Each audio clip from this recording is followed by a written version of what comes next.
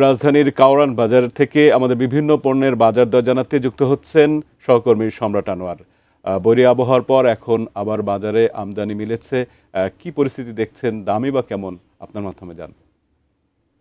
সকাল থেকে বাজারের পরিস্থিতি জানাচ্ছিলাম, নিত্যপণ্যের বাজারের দাম দর আসলে কেমন সে খবর জানাচ্ছিলাম। এখন আমরা কারওয়ান বাজারে আছি এবং এই জায়গাটিতে এসে আমরা যেটি দেখলাম, বিক্রেতাদের সাথে কথা বলেছি, ক্রেতাদের সঙ্গে কথা বলেছি এবং তারা যেটি জানিয়েছেন যে আসলে এই সপ্তাহে বাজার দরে খুব একটা স্বস্তি এখন পর্যন্ত নেই।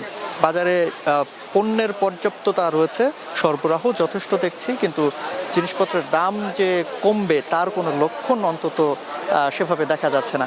সব কিছুরই দামই মোটামুটি বাড়তির দিকে, বিশেষ করে সবজির বাজারে বেশিরভাগ সবজি 100 টাকার ওপরে কেজি দরে বিক্রি হচ্ছে।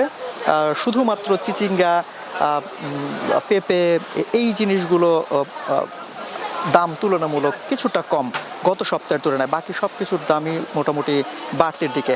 একই ব্যাপার আমরা লক্ষ্য করেছি যে মাছের বাজারের ক্ষেত্রে যেটা বলা হয় যে এখন তো বর্ষাকাল, এমনিতেই মাছের সরবরাহ বেশি থাকার কথা, বাজারেও আমরা দেখছি যে সরবরাহ যথেষ্ট আছে, তবে বিক্রেতাদের দাবি যে নদীর মাছ সেভাবে এখনও বাজারে আসছে না, আর যেগুলো পাওয়া যাচ্ছে সেগুলোর দামও বেশ বাড়তি। তারাই বলছেন যে বেশ বাড়তি, সেহেতু স্বাভাবিকভাবেই ক্রেতাদের সঙ্গে যখন কথা বলেছি তখন ক্রেতারাও বেশ অস্বস্তি প্রকাশ করেছেন এই মাছের বাজার নিয়ে। আর অন্যদিকে ব্রয়লার মুরগি এবং অন্য সোনালী মুরগি, সেগুলোর দামও কিছুটা গত সপ্তাহের তুলনায় কিছুটা বেড়েছে, 5 থেকে 10 টাকা করে কেজি প্রতি বেড়েছে।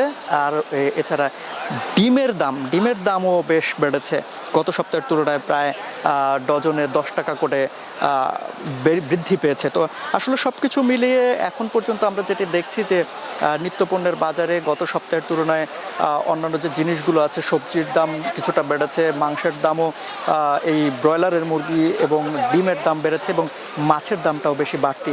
তবে অন্যান্য যে তেল রয়েছে কিংবা ডাল রয়েছে, সেই সব জিনিসের দাম সেভাবে খুব একটা পরিবর্তন নেই। এর আগের সপ্তাহে আমরা বলেছিলাম যে চালের দাম কিছুটা বেড়েছিল, সেই দামই এখন পর্যন্ত আমরা বাজারে দেখতে পাচ্ছি। ফিরছি স্টুডিওতে।